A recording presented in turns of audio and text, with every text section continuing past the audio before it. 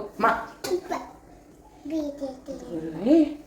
Vegetables వేసి అమ్మ ఉప్మా చేసింది. నేను ప్రెషర్ కుక్కర్లో చేస్తున్నాను. నెయ్యి వేసుకుని ఆవాలు, జీలకర్ర, పచ్చిమిర్చి, కొద్దిగా అల్లం, అలాగే కరివేపాకు వేసుకుని వేయించుకోవాలి. ఇది ఒక్క నిమిషం వేగిన తర్వాత వెజిటేబుల్స్ వేసుకోవాలి. నేనైతే బీన్స్, క్యారెట్, ఆలు, ఉల్లిపాయ ఇవన్నీ వేసుకున్నాను. అలాగే రుచికి సరిపడా సాల్ట్ వేసుకుని ఒకసారి మిక్స్ చేసుకుని మూత పెట్టుకుని మగ్గనివ్వాలి. ఒక 5 మినిట్స్ తర్వాత చూసుకుంటే పూర్తిగా మగ్గిపోయాయి.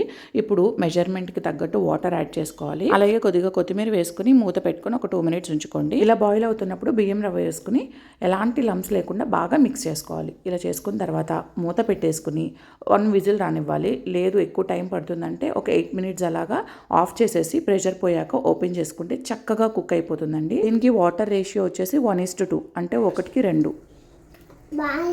బాగున్నా